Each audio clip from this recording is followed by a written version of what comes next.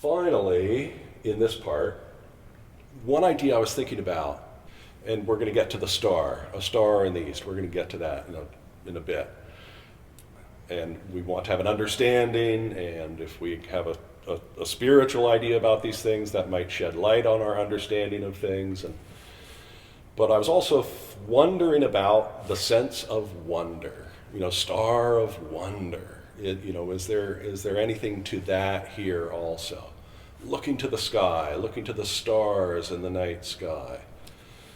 And I was chasing around some different ideas. The idea of wonders, when they're talked about in the heavenly doctrines, usually is not necessarily, the wonders performed by the magicians in Egypt or something like that.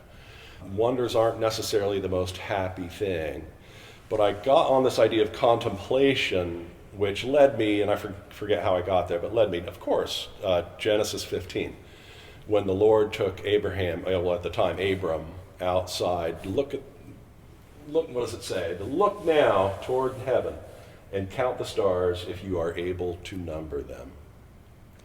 And in the explanation of that, in the Arcana, we read, when those who regard internal things within external things see the sky, they do not at all think of the starry sky, but of the angelic heaven. And when they see the sun, they do not think of the sun, but of the Lord's being the Son of heaven. The same applies when they see the moon and the stars. So when they see the boundlessness of the sky, they think of the boundlessness of the Lord's boundless and infinite power.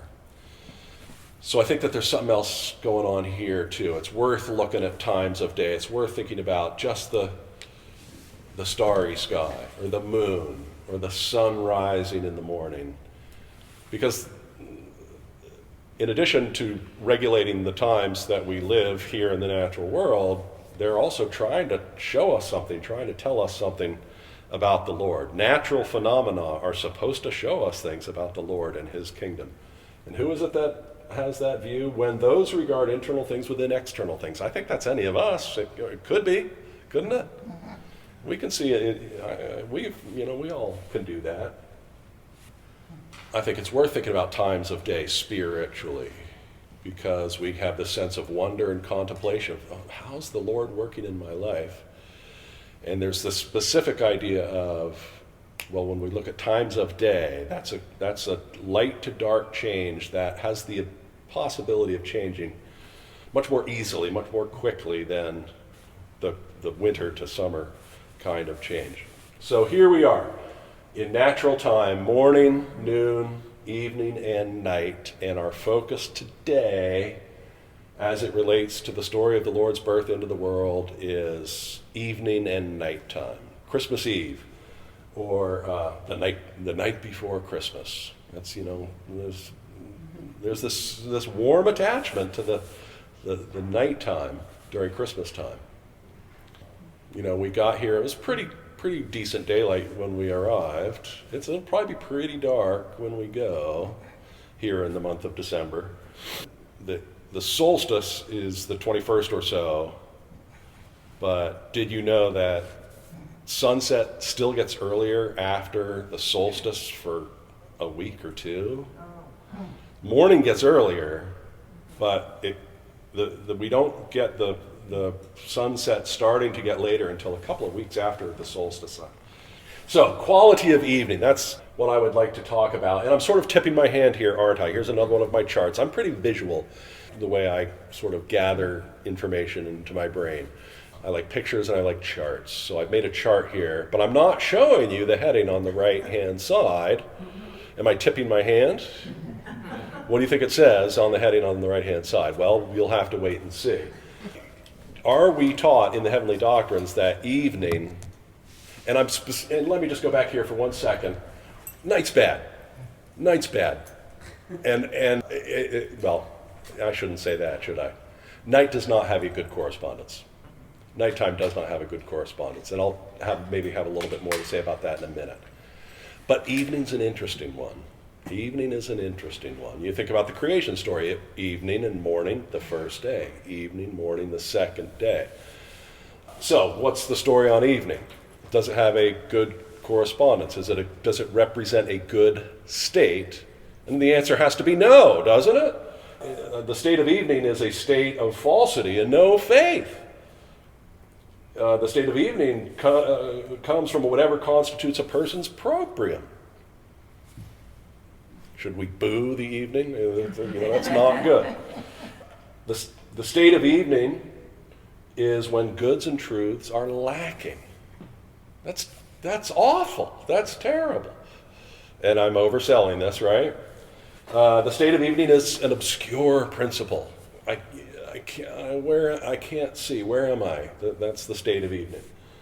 The state of evening is the ending of faith and charity. So there is no shortage of teachings about the evening state being not a good one. Going through a difficult time in my life at one point, and waking up in the morning thinking, I can handle this, I can wrestle with this, I can work with this, and every evening just, I can't do it. So I feel like I learned a while ago that, I guess this is what an evening state is. So, evening, Christmas Eve. Well, so far I'm telling you that evening's not good, but that's not the whole story. So there's the heading. Evening can represent a good state. Evening is a term of regeneration. Evening and morning, the first day. The creation story is about our regeneration, and there's an evening every day in the creation story. So it might not be the best, but it's part of something where the Lord is trying to perfect us, trying to lift us up to heaven. It is a state of life, light, and also of love. In obscurity, okay, it's an obscurity, but it's a state of light and a state of love. That's what the evening is. In our outer self, in the external man. But that's not bad. It could be better, but that's not bad. Well, even the angels have evening states. Exactly so. So it can't be all bad. No, you're jumping the gun on me a little bit. Oh, okay. I've got a big finish. And here's another one, and I'm sort of going to race past this because we're going to come back to it in a different context in a minute. But the evening state, the light about the time of evening, is the divine truth that would then appear. Evening light represents divine truth, at least according to Arcana Celestia 6000. But let's race past that because we're going to come back to it. But evening's not all bad. So there are these ideas of evening. I was trying to, so it's not necessarily bad, and it talked about evening leads to morning. So I was trying to picture what that would look like. Should I picture it this way? Morning, noon, evening into night, but then back into an evening and then into morning. Is that what some of these ideas are trying to tell me? There's a Hebrew phrase, and I don't know enough about it to tell you anything more about it other than there's a Hebrew phrase. And there's people out there talking about it. It says between the evenings. The Passover meal was to be eaten between the evenings, and it doesn't mean between tonight and tomorrow night. It means there's sort of this 2 evenings idea in one day. So eat the Passover between the evenings, or make the sacrifice between the evenings, or light the lamps of the lampstand. But between the evenings. So it's a Hebrew phrase that means that, and that's all I can really tell you. But it's kind of interesting that, wait, how many evenings? Between the evenings within one day, well, how many evenings are there? Or should we just, if we're talking about heavenly things, if we're talking about the birth of the Lord into the world, should we just knock the nighttime right out of there? The shepherds were in the field at night, but how do we think about it? So what we have here is Arcana Celestia 23:23. What does it say? The state of the church, which is called evening, is when there is no longer any charity. Consequently, when there begins to be no faith. Thus, when the church is ceasing to be. That's a thumbs down, not good representation of what the evening is. But there's more. There is also an evening when charity shines forth. Consequently, when faith does so, thus when a new church is rising up. So there are two kinds of evenings. There's the sort of downhill into the dark of night evening, but then there's this other charity, some sort of new light is shining forth in this evening. Thus, evening has both significations. That's why it's on both sides of the chart here. For it is provided by the Lord that when a church is ceasing to be, a new one is rising up, and this at the same time. So maybe this is what between two evenings actually means. It's going downhill in some ways, but things are looking up in other ways. And as Janet has reminded us, evening is a state of heaven. Be it known that in heaven there is no night. So maybe it is just morning, noon, evening.